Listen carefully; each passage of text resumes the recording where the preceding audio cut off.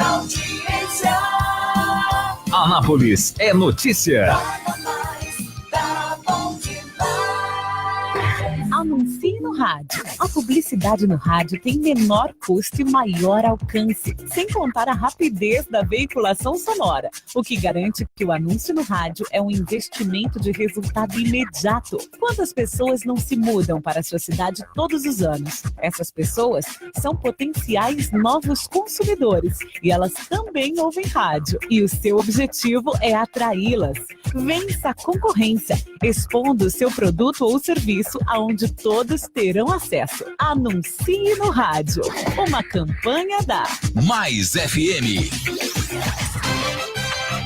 Bom dia! Bom dia! Bom dia!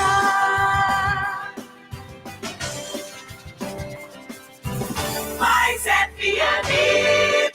Fique bem informado. Está no ar. Anápolis é notícia. Os acontecimentos em nossa cidade e região em destaque na Mais FM. Anápolis é notícia. A apresentação: Edmar Silva. Edmar Silva.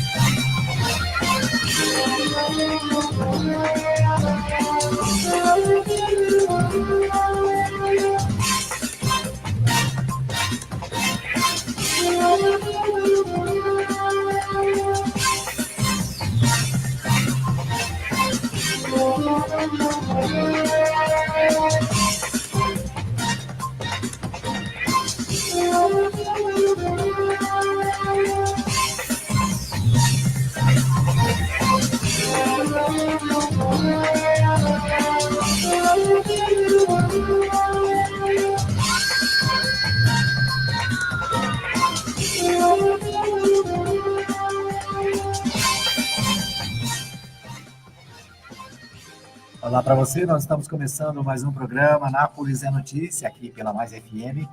Você fica sabendo de tudo que acontece em Goiás, no Brasil e no mundo. Anápolis é Notícia, apresentado por este seu amigo e com a participação da Kelly Cunha na técnica de som e os comentários abalizados do nosso companheiro radialista, jornalista Henrique Morgantini. Você ouve em 87.9, você ouve no www.fmmais.com.br, você ouve também nos aplicativos e, é claro, na nossa transmissão ao vivo pelo Facebook. Né? Você pode deixar a sua participação aí, o seu questionamento, né? E nós vamos registrar a sua participação no programa desta segunda-feira, hoje 20 de agosto de 2018. Bom dia, Kellen. Bom dia, Morgantini. Bom dia. Bom dia, Kellen Cunha. Bom dia, Edmar Silva. Bom dia, nossos amigos aí, já ligados na Mais FM. Vamos lá. Isso, vamos lá. Começando, como sempre de costume, falando sobre o esporte, né? O futebol. Neste final de semana, a Kellen fez um sorriso ali assim, em 3D. Eu vi. Você viu, né? Eu percebi. Eu não sei se é alegria ou se é sarcasmo, mas eu acho que tem um pouquinho das duas coisas. É uma mistura desses dois sentimentos aí. Muito bem. A gente teve as partidas nesse final de semana, né? E a Kelly Cunha está feliz porque o Palmeiras venceu por 3-0 o Vitória da Bahia, né? O Atlético Mineiro também venceu por 3-0 o Botafogo. E outro time que venceu de 3-0 foi o Clube Atlético Paranaense. Que venceu o Flamengo, precisou de 20 minutos para fazer 3 gols. Fez 3 gols em 20 minutos e o Flamengo ficou olhando. Sucumbiu. Ficou observando. O Corinthians, do meu amigo Léo, perdeu para o Grêmio, do meu amigo Leno Rosa. Né? Então, 1-0 Grêmio. O Corinthians amargou a derrota dentro de casa. Quem mais aqui? Internacional 1, Paraná 0. Cruzeiro 1, Bahia 0. Deixa eu ver quem mais aqui. América e Fluminense 0-0. São Paulo 2, Chapecoense 0. E o Inter, né? O Inter também venceu. O Inter E venceu. passou o Flamengo, virou vice-líder. Isso, o Inter venceu por 1-0 o Paraná, né? E hoje tem Vasco e Ceará. Completando a rodada. Completando a rodada, né? O São Paulo fechou o primeiro turno aí no primeiro lugar, tem 41 pontos.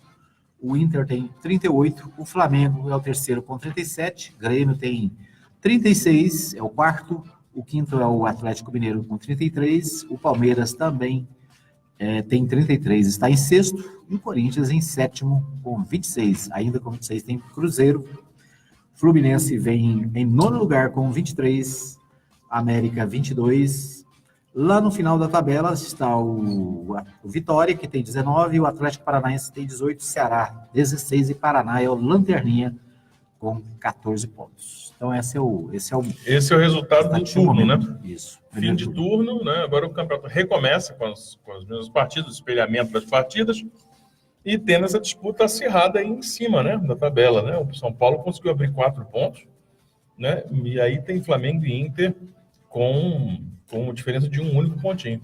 E o Grêmio, né? E o Grêmio também chegando. O Grêmio tem 36.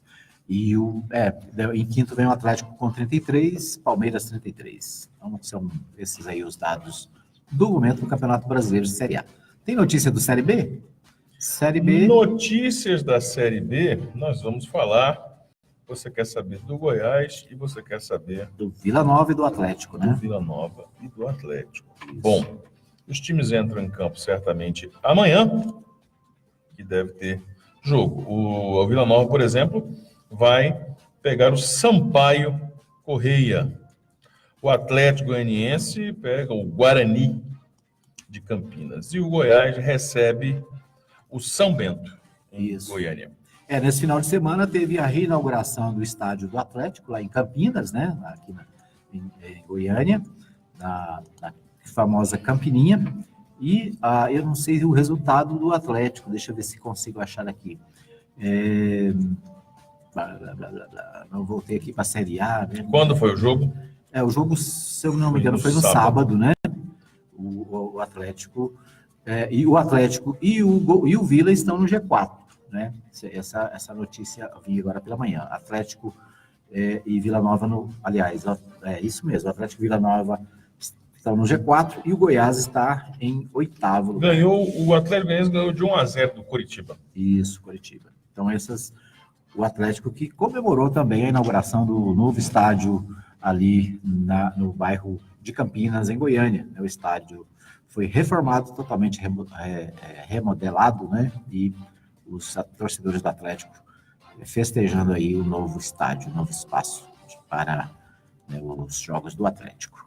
Muito bem, essas as notícias do esporte. Mais alguma informação do esportivo? Não, senhor. Então nós vamos para as notícias do dia, né? O G1 traz a manchete dessa manhã falando sobre o novo plano econômico da Venezuela. O plano econômico de Maduro entra em vigor na Venezuela. A moeda tem corte de 5 zeros. O regime tenta conter a inflação no país, prevista pelo FMI, para 1 bilhão%. É possível imaginar isso? Venezuelanos sofreram com apagão bancário ontem, né? Então, a Venezuela está enfrentando aquilo que o Brasil já enfrentou, né? Passou. A nota perdera 3 zeros. 5 zeros, né? O Brasil já cortou zeros um bocado, algumas vezes, né? Dos anos 80 para cá, isso aconteceu bastante, né? Mas é uma situação que ela tem vários fatores que incidem sobre isso, né? Sobre a questão da Venezuela. O que mais chamou atenção nesse final de semana foi quando a gente fala sobre discurso de ódio, quando a gente fala sobre o despertar da raiva entre os povos, né? E entre grupos, entre eu e vocês, nós e eles, e por aí vai, isso se materializou nesse final de semana com a agressão feita por brasileiros a famílias venezuelanas que tiveram suas roupas queimadas, roupas de crianças, foram queimadas lá em Roraima, numa manifestação clara desse ódio que estiver sendo propagado como sendo um discurso patriótico, como se patriotismo fosse despertar ira nas pessoas. E é interessante perceber o quanto que é uma pessoa com dificuldade tentando humilhar uma outra com dificuldade, né? Como se nós estivéssemos aqui numa situação de muita diferença social. Isso é um grande absurdo e é lamentável. Isso aconteceu com essas famílias venezuelanas que não chegam ao Brasil nas condições que chegam porque querem, porque são espertinhos, porque são malandros, porque... Não, chega por uma extrema necessidade. Você só chega numa situação dessa quando você está num momento de extrema necessidade.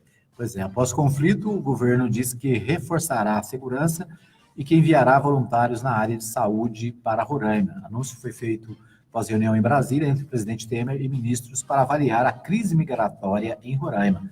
Neste sábado, venezuelanos foram atacados na cidade de Pacaraima. Pacaraima é uma cidade que divide o Brasil com a Venezuela, né? Tem lá um posto da Polícia Federal, tem o pessoal, né, que entra e sai do Brasil, precisa passar por aquele posto, né? E a Pacaraima, se eu não me engano, está a mais ou menos 200 quilômetros de Boa Vista. E é justamente o portal de entrada dos venezuelanos para o Brasil, né? E milhares de pessoas estão já há alguns meses ali em Roraima, né? Muitos indo para Manaus também. E o governo, na minha opinião, né, o governo brasileiro está dormindo, né? Fica olhando como paisagem, deixando a situação lá para o governo de Roraima, e aí a gente chega nesse momento de crise mais acirrada, né? Como você disse, alguns, né, pelas redes sociais e até mesmo, se a gente observar a campanha política brasileira, né, atual, a gente vai ver que alguns estão pregando o ódio, o racismo, né, de uma forma muito veemente, e isso acaba refletindo lá na base, no povão, né? Exatamente. E acha que vai resolver isso aqui. Como é que o cidadão pode imaginar que ele vai botar fogo nas roupas e nos pertences daquele povo e isso vai obrigá-los a sair, né? Pode ser o contrário, né? Pode haver uma reação ao contrário. Pois é, mas é exatamente esse tipo de discurso que a gente vê tanto. Em nome uma das coisas mais canalhas que a gente percebe é quando usa-se a bandeira, a soberania nacional, o discurso de ser patriota para poder espalhar ódio e segregar as pessoas, né? Quer dizer, existe nós todos ocupamos o mesmo espaço no mundo e nós não temos direito de imitar maus exemplos, por exemplo, como temos visto nos Estados Unidos, achando que nós no Brasil devemos ser os Estados Unidos do Sul, né? Copiando esses exemplos grosseiros da forma como as pessoas têm sido tratadas lá naquele país e querendo fazer o mesmo aqui. É justamente o incentivo desse discurso de ódio, de segregacionismo, que faz com que nós cometamos esse tipo de absurdo. É lamentável que nós tenhamos isso em nosso país, que é algo que nunca tinha sido visto, né? Esse tipo de comportamento dos brasileiros. Muito bem. 60 homens da Força Nacional devem chegar a Roraima, né, hoje, após esse conflito. 1.200 venezuelanos deixaram o Brasil, diz o Exército. A Venezuela pede ao governo brasileiro proteção a seus cidadãos, né? Então, essa é a notícia do final de semana, né? Uma notícia triste, mas que a gente precisa registrar aqui justamente por causa dessa onda desse discurso, né, violento que tem sido feito e que a gente precisa, vamos dizer assim, estancar esse tipo de coisa. Bom, o UOL traz a seguinte manchete: Collor, Alckmin está sendo boicotado dentro da própria coligação. Então, as eleições estão em andamento, né, e segundo o UOL, o Alckmin está sendo boicotado pelo seu próprio grupo, né? Pela própria coligação. Como é que você vê aí? Não é novo. Né? Basta lembrar que há coisa de 2 meses houve uma narrativa dos bastidores de um jantar envolvendo tucanos, não é nem na coligação, envolvendo membros do PSDB, no qual o Geraldo Alckmin teria entregue a sua candidatura. Ele falou: olha, se vocês acham que não está bom, não estão gostando do que está acontecendo, eu desisto. Né? Ele jogou o negócio para lá, né, porque justamente estava recebendo pressão por parte do alto tucanato. Então, desde o período pré-eleitoral, há uma indisposição, ou ao menos um questionamento por parte do PSDB, de uma ala do PSDB, em relação à candidatura de Alckmin. Isso é natural, isso não é necessariamente algo inédito ou um alerta. Agora, para quem não consegue, mesmo tendo a legenda dos maiores partidos do país, a lá do PT, o PSDB é o grande partido nacional. Mesmo assim, não consegue decolar, quer dizer, fica aí orbitando 6%, 7% das intenções de voto, e isso torna-se mais grave.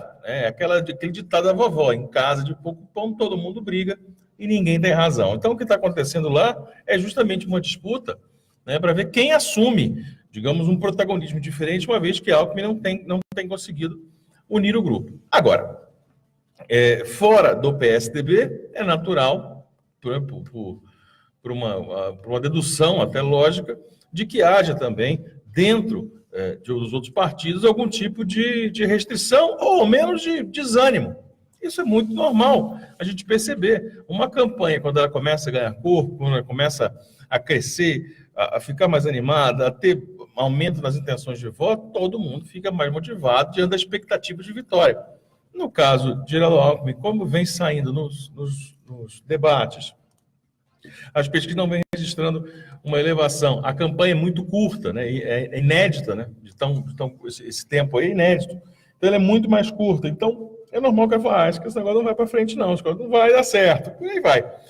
Uma declaração falando sobre o PSDB, que talvez possa até ter algum tipo de influência nisso tudo que nós estamos falando em relação a essa reportagem da campanha de Alckmin, é a entrevista que o ex-presidente Fernando Cardoso concedeu ao Bernardo Melo Franco, para o jornal o Globo, dizendo que o PSDB apoiaria, ou pode apoiar o PT, num eventual segundo turno das eleições. Segundo ele, a grande preocupação é uma campanha de desarmonia, de ódio, de despreparo do candidato Jair Bolsonaro. Em chegando a um eventual segundo turno, ele diz, primeiro, que não vetaria, ele não promoveria nenhum tipo de veto se o PT quisesse apoiar o PSDB. E o contrário, do mesmo jeito.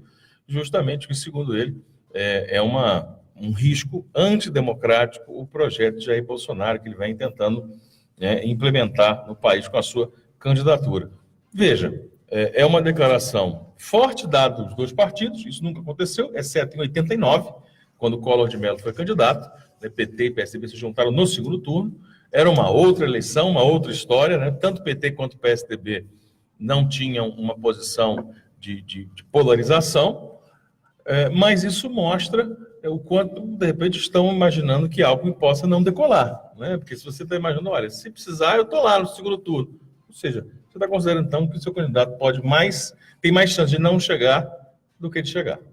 Muito bem. O Luciano Toledo está fazendo uma observação aqui na nossa transmissão ao vivo, e ele tem razão. Ele colocou aqui, Vila no G4, interrogação. Na verdade, eu inverti aqui, viu? É o Goiás no G4. É o Goiás que está no G4. O Fortaleza é o primeiro com 43 pontos, o CSA tem 37, o Atlético Clube Goianiense tem 34 e o Goiás tem 33. E o Vila Nova, na verdade, é o Vila Nova, que é o oitavo, com 31. Eu inverti aqui, botei o Vila no G4. Vai gostar do 31. O quarto colocado é o Goiás com 34? O quarto colocado é o Goiás com 33. 33, uma diferença de 2 pontos, então está bem acirrada nessa... o Atlético tem 34 e o Goiás tem 33, então 1 ponto apenas, Isso. Não, e o Vila está uma vitória, para não tropeçar esses dois. O Vila está com 31, exato. Então, uma vitória faz 3 pontos, passa esses dois, no caso de tropeço de um dos dois times. Ou iguala no caso do Vila Nova, do Atlético Goianiense.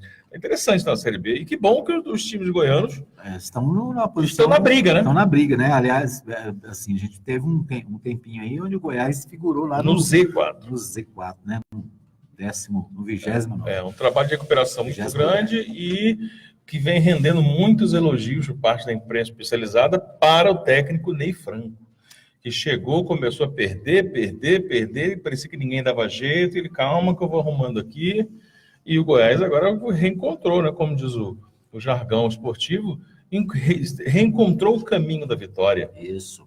E um detalhe aqui interessante é que o Lucão, atacante do Goiás,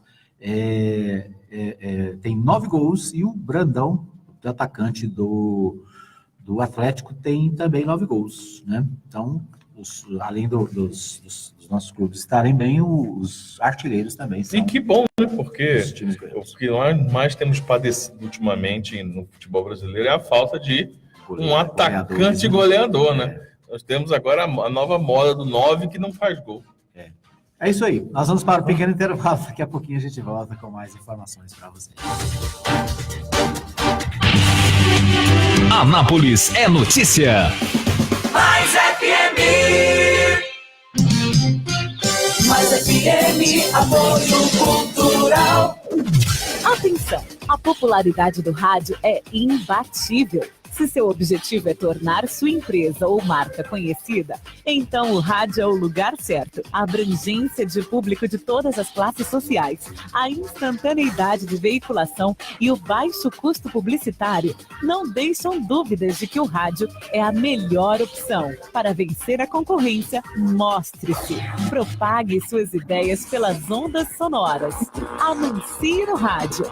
Uma campanha da Mais FM. Tá na Mais. Tá bom demais. Visite a Igreja Batista Nova Jerusalém, Avenida Arco Verde 42, Lote 1, Jardim Arco Verde. Culto de louvor e adoração, domingo, às 19h30. Venha adorar a Deus conosco. Igreja Batista Nova Jerusalém, um novo estilo de vida. Alô, bom dia! Alô, bom dia! De segunda a sábado, a partir das 6 da manhã, com Sérgio Fontinelli. Música, alegria e informação no começo do seu dia. Alô, bom dia! Poderoso, você aqui na Chipset Format. Eu mesmo! Como é que tá? Tudo bem? Mais ou menos, mais ou menos. Eu estava aqui no Facebook e de repente o computador travou, de umas porradas nele achando que era alguma coisa ruim. E era? É vírus mesmo. E aí eu fiquei sabendo que aí na Chipset vocês cobram barato pra cá. Barato pra caramba. E tem mais, Poderoso, formatação e limpeza de micros, consertos de computadores, instalação de programas, remoção de vírus, configurações, upgrade e buscamos e entregamos seu computador em sua residência. Chipset Format, sempre o melhor negócio. Rua 2, número 711, Jundiaí, Vila Industrial. Telefone WhatsApp 99369-5036. E-mail cpdheg@hotmail.com. Para solucionar um problema, é preciso falar do problema. Assim é o alcoolismo. Muitas pessoas são alcoólatras hoje, mas não falam, ou por vergonha, ou porque não admitem. Isso tem que mudar.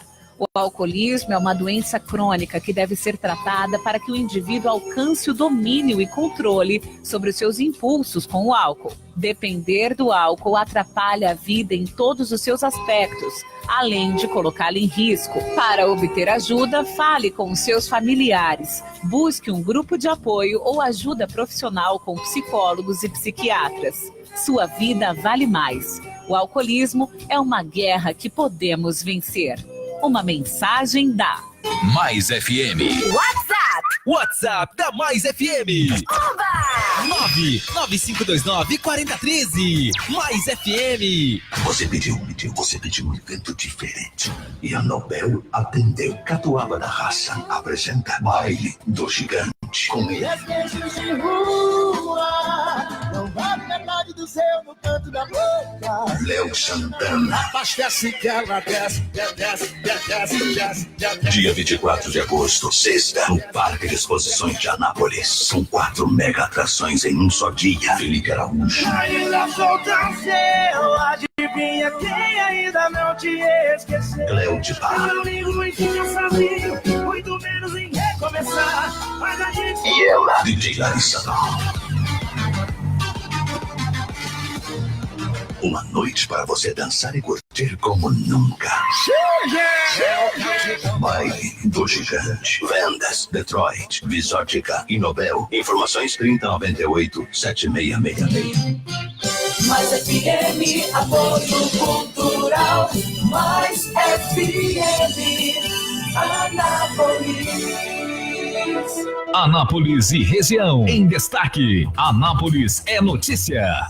Edmar Silva. Muito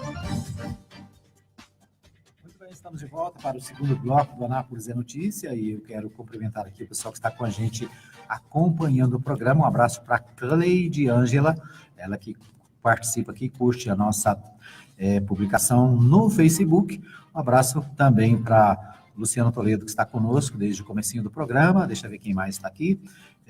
Você que nos acompanha, a Sueli Brasilino, um abraço para minha amiga professora Sueli Brasilino, está sempre conectada, sempre acompanhando o nosso programa aqui na Mais FM, na nossa programação. Um abraço, então, obrigado pelo carinho da sua audiência. Um abraço para a Ludmila Rodrigues, que também acaba de se manifestar aqui, desejando uma boa segunda-feira a todos nós. Um abraço para todos os nossos ouvintes que nos acompanham também nas redes sociais, nas demais redes sociais, né? Estão sempre aí participando e dando a sua colaboração para a nossa programação, né? Nos ajudando a fazer o programa. Um abração para todos. Bom, o Jornal Popular de hoje, o Morgantini, ele tem um destaque de capa, que é o preço do etanol. Segundo a manchete do Popular, o preço do etanol sobe 138% da usina até os postos de Goiânia. Ou seja, os combustíveis continuam sendo uma das preocupações do brasileiro, né? E em Goiás, que é um estado que produz muito etanol, né, onde, teoricamente, o preço deveria ser melhor, acaba sendo altíssimo. Né? E o preço sobe, segundo o levantamento, 138% lá da produção até o posto. É preciso saber, primeiro de tudo, por quê e quais são os agentes que fazem esse preço subir. Né? Quem sobe mais aonde? São 3, 4, 5 processos? Aonde que recebe esse aumento maior? E por quê? E, claro, o combustível é uma das preocupações, porque é ele que incide, muito possivelmente, ao lado dos impostos, um maior percentual em relação à elevação dos preços, porque tudo depende do transporte. Então, é natural que tenha esse impacto, uma vez que o combustível sobe, o produto que você compra vem através do transporte rodoviário, esse frete aumenta, o preço da distribuição aumenta e você vai pagar uma etiqueta mais cara nos produtos. É uma dedução desse acúmulo, né, desse aumento. Agora, outro detalhe é o ICMS, né? Que o ICMS de Goiás, nos combustíveis, é um dos maiores. Pois é, essa é uma questão que envolve aquilo que nós começamos comentando. Quais são os agentes e qual que é o percentual de cada aumento? Porque, por exemplo, se sair da refinaria, tiver um aumento de 1%, 2%, passa outro lugar mais 5%. Só que quando chega no estado, recebe a taxação de 17% de ICMS. Chega na bomba, o valor com a margem de lucros bate 50%, aí você vai chegar naquele valor exorbitante, mas você vai entender que há personagens diferentes, há estágios diferentes com percentuais diferentes. Então, é preciso fazer esse dobramento para saber detalhadamente quem é, né, entre aspas, o vilão do aumento dos preços. Agora, o que chama mais atenção é porque não há uma política governamental, não há um interesse do governo, não há uma manifestação sequer da classe política que nos representa em fazer algum tipo de movimentação no intuito de frear isso, de mudar isso. Nós tivemos a tal greve dos caminhoneiros que parou o Brasil, incomodou tanto. E até hoje usa-se tanto ela como muleta para justificar problemas na economia. Olha, tudo isso é por causa da greve do caminhoneiro, é porque... Mas, gente, calma, né? Mas, no entanto, o resultado final não foi obtido, senão não conseguimos mudar esse cenário. Nós não conseguimos diminuir o preço do gás de cozinha, o preço do óleo diesel, o preço do etanol e da gasolina. Então, parece que a força, né, dos interesses envolvidos nesse caso é muito mais forte do que qualquer demanda dos brasileiros. Muito bem. A coluna Giro do Popular traz aqui a seguinte manchete: governistas têm os 20 anos do Tempo Novo como trunfo e maior desafio. O QG de campanha do governador Zé Eliton, do PSDB, debateu intensamente nos últimos dias sobre o tratamento que será dado ao legado do chamado Tempo Novo, que completa 20 anos, considerando a eleição do ex-governador Marconi em 1998. O maior desafio dessa campanha é justamente superar os desgastes que foram acumulados nesse período, mas, ao mesmo tempo, esse é o maior trunfo. O Estado avançou muito nesse período e é um dos poucos que não foram afetados pela crise, diz um membro da equipe de marketing. Uma das estratégias para se aproximar do senador Ronaldo Caiado, do DEM, que lidera as pesquisas, é deslocar do deputado federal Daniel Vilela, do MDB, empatado tecnicamente com Hélito. É passar a ideia de que a reeleição tucana representa segurança.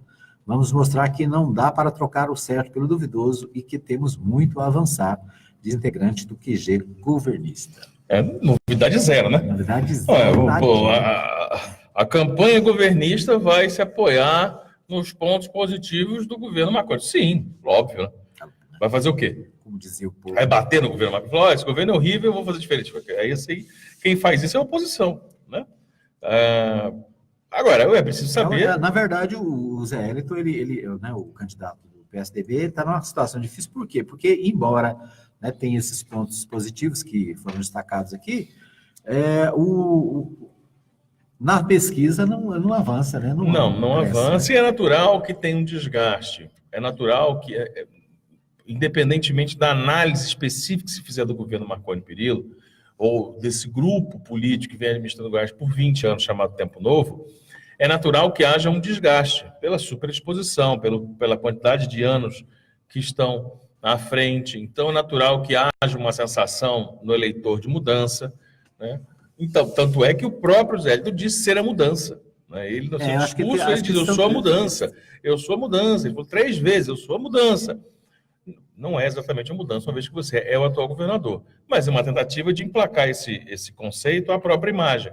Então, claro que a pedra angular aí da campanha vão ser as conquistas, né, e os avanços do que foi feito no governo Marconi Perillo. Resta saber, como nós falamos sempre aqui, se isso vai encontrar algum tipo de respaldo dentro do sentimento do eleitor. Nós não sabemos, ele quer continuidade, ele quer uma mudança radical, ele quer uma mudança leve, ele quer mudar e continuar como está, quer dizer, somente quando respondidas essas questões é que nós vamos saber se esse projeto Zé Hélito vai conseguir rivalizar com hoje a campanha de Ronaldo Caiado. Ainda sobre a campanha de Goiás, o governador José Hélito deve começar de hoje para amanhã as gravações do seu programa eleitoral, que ficarão concentradas no período noturno. Até agora, a equipe registrou apenas imagens externas do tucano. Diferente de Hélito, Daniel e Caiado já gravaram parte do material que vai ao ar no programa eleitoral, que será veiculado a partir do dia 31. Aproveitaram o período entre as convenções e o início da campanha nas ruas, né? Então, já pessoal já pensando no programa de TV, né, que costuma ser o grande diferencial da campanha, né? E agora mais ainda, né, serão 15 programas, né? É um mês, mas como alterna com o presidente, serão 15 programas, então são 15 oportunidades de se apresentar e mostrar o que tem a ser dito. E é fundamental, porque é uma campanha de 45 dias, que já começou nas ruas, mas só vai, o grande público, o grande eleitor, a maior parcela só vai ser atingida quando ligarem a TV e começarem a assistir os programas. Porque é humanamente impossível, como nós falamos aqui outras vezes, atingir 4 milhões de pessoas, 5 milhões de pessoas, rodar 250 municípios, 46 municípios, né? Então, é fundamental que use o meio eletrônico. E aí, claro, as redes sociais ajudam, a capilaridade dos candidatos a deputado estadual federal ajuda, mas realmente a TV vai ser o grande cabo eleitoral. Muito bem. Ainda sobre a campanha eleitoral, o deputado estadual Luiz César Bueno, do PT, pretende apresentar emendas ao projeto que permite home office no governo estadual. O petista pretende ampliar a proposta para a Assembleia Legislativa e o Tribunal de Justiça e também ampliar o ponto digital. A proposta pode ser apreciada pela comissão mista na terça, se houver quórum, né? O problema. Esse é o problema, né? Todo mundo está na estrada, todo mundo tentando buscar o voto, né? Mas o deputado Luiz César Bueno, que é um dos candidatos a Senado pelo PT, né? Tentando aí manter vamos dizer assim, a agenda na Assembleia Legislativa. Por falar em Senado, o Caluna Gênero também destaca aqui o seguinte: os QGs das 3 principais chapas que disputam as eleições em Goiás receberam com atenção os resultados da corrida pelo Senado. Apenas 4 pontos separam Marconi, que tem 30, de Jorge Cajuru, do PRP, terceiro colocado, com 26. Lúcia Vânia está em segundo e tem 28. Vanderlan Cardoso aparece com 18%. Né? Então, os dados da pesquisa aqui destacados na coluna Giro do Popular. Isso. E quem comemorou também o resultado da pesquisa para o Senado, estava comemorando nas redes sociais nesse final de semana é a candidata aqui de Anápolis, a Geli Sanches. Segundo informações, apareceu com 5% nessa primeira pesquisa em que ela é colocada como candidata, né? Muito bom. Muito bom. Bom, o material, segundo a coluna Gira aqui, o material de campanha de Vanderlan nas redes sociais ainda traz um certo destaque ao nome do ex-governador Maguito Vilela como seu primeiro suplente. Né? Então, aí essa é uma confusãozinha aí, porque, na verdade, Maguito Vilela era o primeiro suplente e deixou, né, esta condição, saiu da campanha e tornou-se, né, um colaborador. Quem assume a primeira suplência é o deputado federal Pedro Chaves, que desistiu de disputar a reeleição na Câmara dos Deputados e também ao Senado, ele que era um dos pré-candidatos. Então, ele agora é o primeiro suplente. Isso. O Jornal Popular também, na verdade, de ontem, fala sobre o que pensam os candidatos a vice. O Popular entrevistou os candidatos a vice-governador do Estado, questionando os postulantes sobre a função que pretendem assumir. 5 deles responderam às perguntas. Bruna Venceslau, do PCB, não deu retorno e até o fechamento da edição, e José Geraldo, do PCO, também não foi encontrado pela reportagem. Veja como pensam os candidatos, aí traz aqui o perfil dos candidatos a vice. Né? O candidato a vice do PCO, né, e do PCB estão todos animados porque eles não responderam ao Popular, né? Quer dizer, onde é que estão fazendo? Está fazendo campanha aonde esse povo? Né?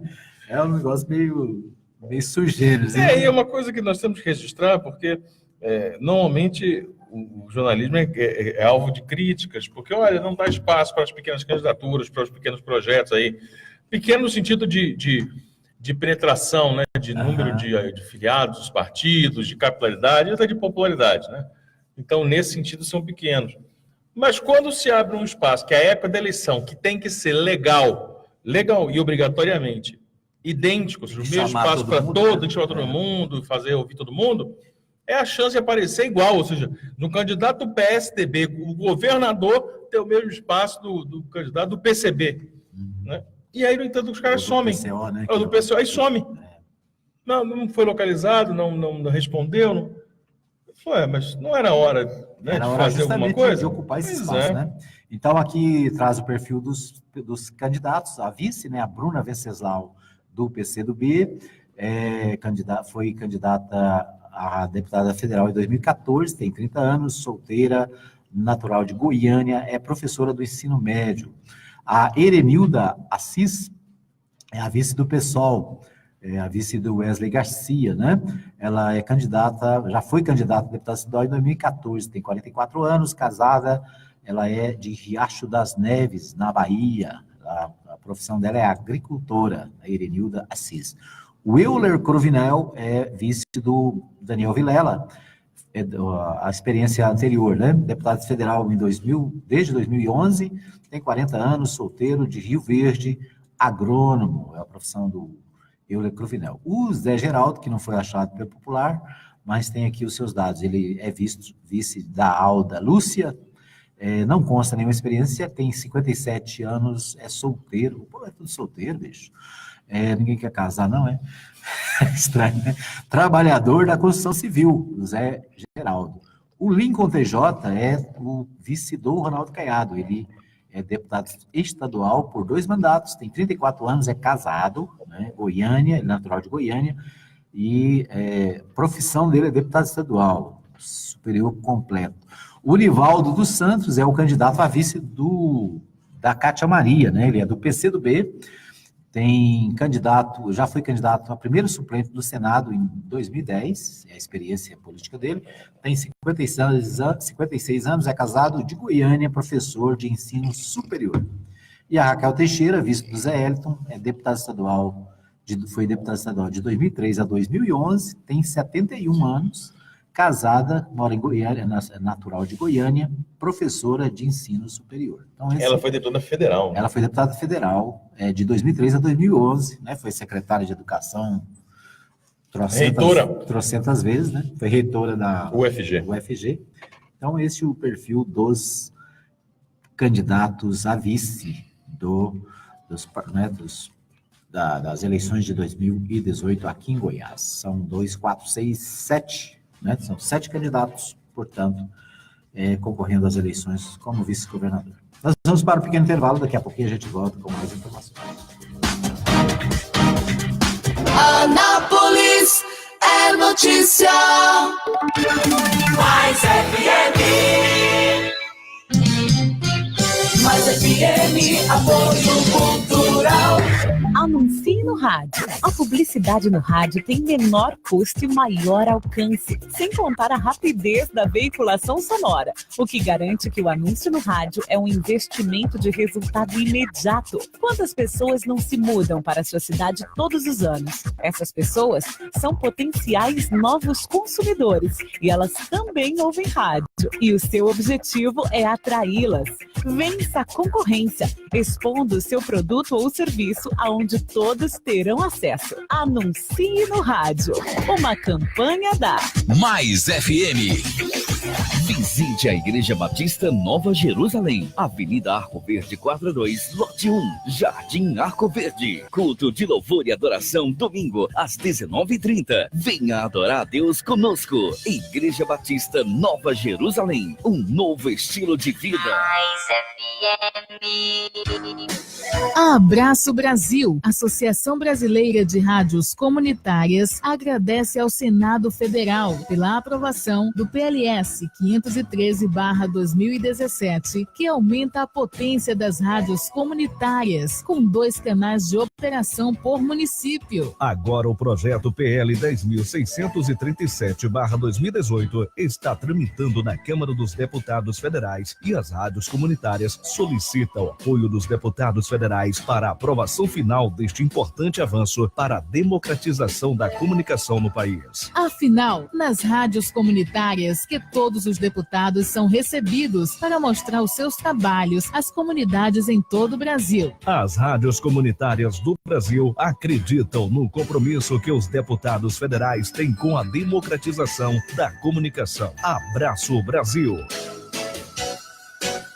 Precisou de gás? É só chamar Betagás 3314-7786 e o WhatsApp 99134-9994. Entregamos de segunda a sábado, das 8 da manhã às 7h30 da noite e feriados das 8 ao meio-dia. Na Rua 2, número 711, Jundiaí, Vila Industrial. Entrega rápida, precinho camarada e o gás mais confiável da cidade. Não fique na mão, ligue para a Betagás. Anote aí, 3314-7786 e o WhatsApp 99134-9994. Rua 2, 711, Jundiaí, Vila Industrial. Ligue e peça também a sua água mineral. Você pediu um evento diferente. E a Nobel atendeu. Catuaba da Raça apresenta Baile do Gigante. Com ele. Desejos de rua, não vai metade do seu no canto da boca. Léo Santana. Abastece que ela desce. Dia 24 de agosto, sexta, no Parque de Exposições de Anápolis. Com 4 mega atrações em um só dia. Felipe Araújo. Ainda falta seu, adivinha quem ainda não te esqueceu. Cléo de Bar. Domingo em que eu sabia, muito menos em recomeçar. Mas a gente... E ela, DJ Larissa. Uma noite para você dançar e curtir como nunca. Baile do Gigante. Vendas, Detroit, Visótica e Nobel. Informações 3098-7666. Mais FM, apoio cultural. Nada mais tá bom demais. Mais FM.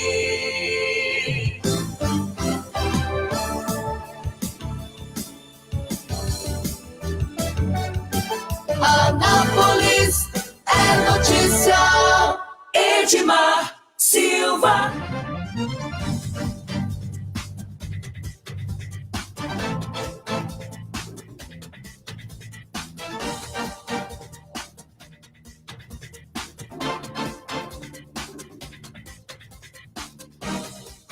nós estamos de volta para o último bloco do programa. Estamos procurando uma doação de marreta. Uma marreta. Por empréstimo. Quebrar o muro. Nós precisamos quebrar um muro aqui, amigo ouvinte. Aqui na Mais FM. Estamos procurando aqui uma doação temporária por um final de semana de um conjunto de marretas. Se tiver mão de obra, ajuda também. Ajuda também. Para fazer um portão, um acesso. Muito bem. O ouvinte questionou aqui quem são os candidatos a deputado federal por Anápolis. O jornal A Voz de Anápolis, né, o site A Voz de Anápolis, traz aqui o destaque de quem são os candidatos da cidade, né? E nós vamos destacar aqui, deixa só São 7. São 7 candidatos a deputado estadual na cidade, né? São 37 candidatos à Assembleia Legislativa, uma candidata ao Senado. Cadê a matéria? Sumiu daqui? Tá aqui, achei. Então, são, na verdade, 7 candidatos. Nós fizemos aqui, na semana passada, né, a leitura dos nomes e os destaques. Por exemplo, vamos pegar aqui para a deputada estadual, né, a Alessandra Ferreira, do PP, o Hamilton Batista, do Solidariedade, o Antônio Gomide, do PT, o Carlos Antônio, do PTB, o Cícero Gonzaga, do PTC, o Coronel Adailton, do PP, o Degmar Pereira, do PTB, o Dirceu Pereira, do PDT, o Donalvan Moreira Costa, do DEM, o Eli Rosa, do Podemos, a Elisângela Sobreira, do PRP, o Emival Magrão, do PSL, o Hernani de Paula, do PP, o Frederico Bispo, do Patriota, o Frei Valdair, do Democrata Cristão, Gilmar Carvalho, do PROS, o Humberto Evangelista, do PSL, e o Isaías Carvalho, do PRTB. Ainda o Jean Carlos Ribeiro, do PTB, Giovanca Nascimento, do PMN, o João Gomes, do PSDB, o José de Lima, do PDT, Josiene Souza Menezes, do PDT, o Mário Augusto Fernandes Moreira, do PSL, a doutora Maristela Rodrigues, do PSDB, o Miguel Marrula, do Democrata Cristão, a Nara Rúbia de Miranda, do Solidariedade, o Edilon Oliveira, do DEM, pastor Erivaldo, do Podemos, Paulo de Lima, do PDT, professor Luciano, do PMN, Samuel Gemos, do Solidariedade, Shirley Rosa dos Santos Paulino, do PSD, Shirley Oliveira, do DEM, e a Suzana Carvalho, do PT. Ainda o Teles Júnior, do PMN, Wesley da Santa Casa, do Patriota. São 37. Pois é, esses são os estaduais. Né? Ela está querendo os federais. Eles. Federais. Aproveitei aqui, como diz, aproveita a mão na massa, né? Os deputados federais são o Dilmar Ferreira, do MDB, o Éder de Paula Bento, do Novo, o Lucas Moraes, do Patriota, o Valeriano Abreu, do Podemos, o Dilvo Constantino, do PSL, o Rubens Ottoni, do PT, o Samuel Santos, do PTC. Então, são 7 candidatos, né, a deputado federal por Anápolis. E a candidata senadora, né, de Anápolis, a professora Geli Sanches, do Partido dos Trabalhadores. Então, esses são todos os nomes dos candidatos conhecidos em Anápolis. Tem uma lista... essa é uma lista do TRE, mas como tem um espaço de contestação ali, de troca, é o que parece, pode ser que esse número mude ou, na verdade, sofra alterações aí em relação ao nome, né? Uhum. Porque, por exemplo, não pode mais alterar o número, o 20. Já está fechado a lista. Mas, por exemplo, em caso de troca, pode sair um que é lá de Tumbiara e entrar um nome napolino. Uhum. Ou o contrário, né? Isso sim, por parte dos partidos. Porque os partidos, eles têm a possibilidade de substituição de candidatos, né? Exatamente. Então, pode alterar. Muito bem. Eu quero abraçar o meu amigo Vando Correia, lá de Ouro Verde, ele que está sempre conectado, acompanhando aqui a nossa programação da Mais FM. A gente volta às notícias de Goiás, na coluna Giro de hoje, né? Nós destacamos aqui alguns dados do final de semana. O Wilder entra com pedido de impugnação. O Wilder entra com pedido de impugnação e Patriota pode perder candidato ao Senado. O senador Wilder Moraes, do DEM, entrou ontem no Tribunal Regional Eleitoral de Goiás, TRE Goiás, com pedido de impugnação das candidaturas de Lúcia Vânia, do PSDB, Marconi Perillo, Lúcia Vânia do PSB, Marconi Perillo do PSDB e Santana Pires do Patriota. O advogado Leonardo Batista explica que o pedido se justifica, porque mesmo estando na coligação majoritária, da qual Marconi e Lúcia são parte, o Patriota lançou candidatura isolada de Pires. Na petição inicial, o advogado disse que a majoritária não poderia lançar 3 candidatos para disputar 2 vagas de senador. Que confusão é essa? Bom, vamos lá. Os dois devem ter razão. Né? Por quê? Primeiro questionamento do Wilder é para tentar barrar as candidaturas, né? Quer pedir impugnação porque tem uma candidatura a mais. Aí, pode proceder esse quesito. Vai ter que tirar um. Todo mundo sabe para quem vai sobrar, né? O Santana Pires vai ficar de fora. Em havendo mesmo o atendimento. Agora, claro, o pedido não é para o caso para impugnação. Mas impugnar 3 candidaturas porque colocaram uma a mais? Não, vai pedir para tirar um, pode até uma multa. Então, os 2 pleitos aí fazem sentido. Agora, quem precisa se manifestar para dirimir todas as dúvidas é o Tribunal Regional Eleitoral, na verdade, o Superior Eleitoral, o TSE, para saber se há uma brecha na lei, se há uma previsão na lei para que partidos coligados tenham candidaturas próprias, independentes, ou se não pode. Porque, de fato, normalmente, tradicionalmente, uma vaga, um candidato. 2 vagas, 2 candidatos. Por partido, aliás, por coligação. Como o Patriotas não tinha coligado com ninguém, ele poderia lançar quem ele quisesse. Tinha até um pré-candidato ao governo. Poderia não ter o candidato e ter só uma chapa proporcional, ou ter só uma candidatura ao Senado. Agora, uma vez que coligou, o entendimento que está sendo havido aí é que coligou, então você está apoiando aquele grupo. Certo. Não tem como você coligar e falar assim, eu estou coligado com você, mas eu tenho o meu próprio governador aqui. Então você não está coligado. Pode ser coligação nacional proporcional. Essa lei vem mudando também o tempo todo em relação a essas possibilidades. Então, o que deve acontecer aí é a manifestação do tribunal para dizer, olha, você não pode ter uma candidatura a mais, você não pode ter um candidato avulso, né? Você pode ter os proporcionais somente. E aí nós vamos entender se vai poder ou se não vai poder. Agora, claro, não é difícil imaginar que é o caso de impugnação. Isso é uma tentativa aí de criar uma turbulência, né, por parte do senador Wilder Moraes, candidato à eleição. Cria o fato político, né? Isso. Na verdade, porque a questão é a seguinte, o Patriota, ele está coligado na chapa majoritária. Agora tem que lembrar que são eleições diferentes, né? Por exemplo, para governador é uma eleição, para senador é outra, para deputado federal é outra, para estadual é outra. Mas o grupo de cima é o grupo dos majoritários, Edmar. Essa é a questão. A interpretação sendo feita você só pode ter um grupo na majoritária. No proporcional, você tem os seus candidatos que podem ou não coligar.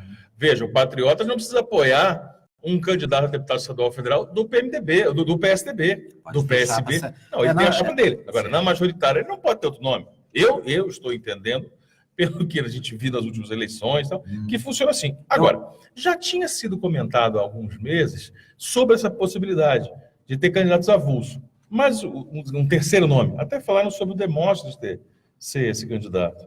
Né? Então, não sei qual foi a resolução que houve, mas certamente isso é bom porque vai ser dirimida essa dúvida. Essa é uma novidade, né, na verdade, porque eu acho, sim, eu entendo que o Patriota, ele está trabalhando com a ideia de que a eleição do Senado é separada de governador, né, e então essa dúvida vai ter que ser sanada pelo Tribunal Superior Eleitoral. Por exemplo, o presidente do Patriota, que o Ranieri Nunes, disse que não vai retirar a candidatura, né, e está deixando para a Justiça fazer essa correção, se for o caso. O Patriota lançou candidatura isolada ao Senado para fazer palanque ao presidenciável Cabo Daciolo em Goiás, já que a chapa do governo apoia Geraldo Alckmin.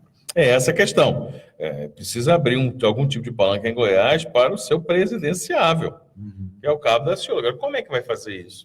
Sendo que tem a chapa em si, né, a coligação tem um candidato oficial, que é o Geraldo Alckmin. Mas é a mesma questão que passa o PDT, que tem Ciro Gomes, candidato a presidente, e coligou com o Ronaldo Caiado.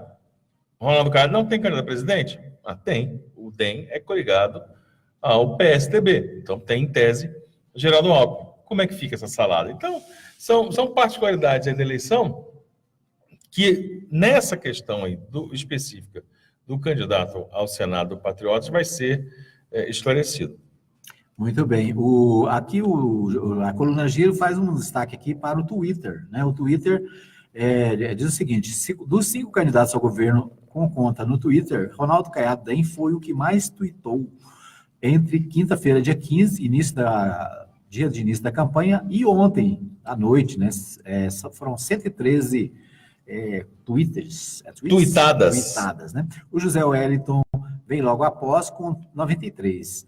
Daniel Vilela teve 21 tweets e o Wesley Garcia 8. A Cátia Maria não usou a rede social desde o dia 15. A coluna não entrou nas contas de Alda Lúcia, do PCO, e Marcelo Lira, do PCB. Esses estão subindo de vez, né? Esse nem no Twitter. Não estão no Twitter, não aparece para falar nada. Agora, interessante, né? Eu achei interessante aqui a curiosidade do jornalista, né? De buscar esses dados.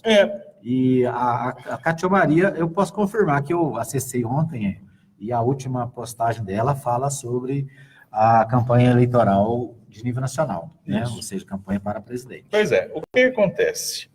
Isso já é uma tradição aí, desde que existem as redes sociais, em jornais no mundo inteiro fazerem esse apanhado, esse levantamento, para ver qual é a participação, ou até se aumenta a participação de determinado candidato no período eleitoral.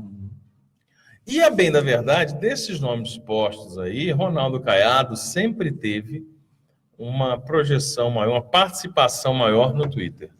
Ele sempre foi um twitteiro. Ele foi, eu me recordo, por exemplo, com essa explosão para 2008, para 2009, do Twitter, ele foi um dos políticos, ainda deputado, né, que mais começou a participar. Né? Então, ele tem um histórico. E aí é interessante perceber, de repente, quem é que nos últimos 15 dias, 20 dias, 5 dias, saiu de 0 para 50 tweetadas por dia, né, tentando buscar uma interação maior visando a eleição. Mas deve ser, quem tem mais facilidade, né, e quem tem um histórico maior com a plataforma, deve continuar a levar vantagem. Né? Não existe um grande twitteiro igual. Por exemplo, o ex-governador Marconi Perillo também usou bastante. Já chegou a usar mais, chegou a anunciar sua candidatura em edições anteriores pelo Twitter, né, indo muito na direção do que o Obama fez. Né? O presidente Donald Trump, o presidente dos Estados Unidos, é outro também twitteiro famoso. Né? E hoje em dia é muito questionado porque continua anunciando medidas governamentais, se posicionando em relação à Casa Branca pelo Twitter. Né? Então, isso já é até bastante interessante que o Twitter tem uma característica um pouquinho diferente do Facebook, por exemplo. Né? O Facebook é mais popular, é mais, vamos dizer assim, a participação, vamos dizer assim, do povo em geral, né? E o Twitter é um grupo onde tem muitos políticos, né? Você destacou aí o Marconi Perillo, que sempre fez uso do Twitter com muita, vamos dizer assim... Né? O Roberto Requião, senador paranaense, né? Tem uma participação intensa. O próprio, os políticos do Partido dos Trabalhadores, né, também, né, o Haddad, né, o próprio Lula usa muito o Twitter, e a equipe do Lula, né? Mas é interessante o levantamento aqui, né? E num tempo em que a possibilidade de campanha é tão reduzida, né, isso demonstra o quê? Que os candidatos precisam estar atentos a ocupar esse espaço, né? Exatamente. Ocupar essa rede. Mas aí que tá. Esse espaço ele deve ser ocupado não no período eleitoral. No tempo. Ele tem que ser o tempo todo, porque aí você cria uma identidade. A gente usa como exemplo aqui em Goiás o caso do deputado Valdir Soares, delegado Valdir. O delegado Valdir teve uma expressiva votação no ano de 2014, porque teve uma participação muito grande no Facebook. É alguém que participa, ele mesmo responde, ele conversa com as pessoas e tal.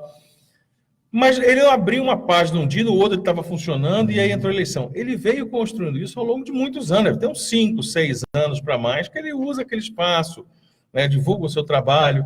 Então, isso causa uma empatia e uma identidade do usuário de internet com esses representantes. Não há mais espaço, aliás, nunca houve, mas hoje fica mais gritante ainda, que não há mais esse espaço para esse oportunismo de fulano vai ser candidato, vai, então abre uma conta para ele no Twitter aí, põe a foto dele no Instagram aí, e vamos... Não, Ele tem que ser uma coisa que uma coisa passe já ao eleitor genuidade. É. Tem que ser genuíno, né? Tem que ser uma coisa, não pode ser uma coisa montada. Isso. Muito bem.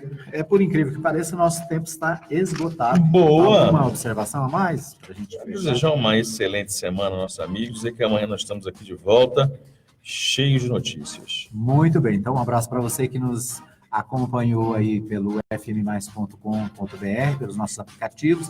Um abraço aqui para o pessoal que nos acompanhou na nossa live dessa manhã, a Lucimar Batista Mendes, sempre ligada, o Vando Corrêa lá em Ouro Verde, né, o Luciano Toledo também participando desde o início, são alguns dos que acompanharam a nossa transmissão ao vivo nesta manhã de segunda-feira, hoje, 20 de agosto de 2018. A gente volta amanhã, se Deus quiser, às 8 da manhã, ao vivo, direto aqui dos estúdios da Mais FM.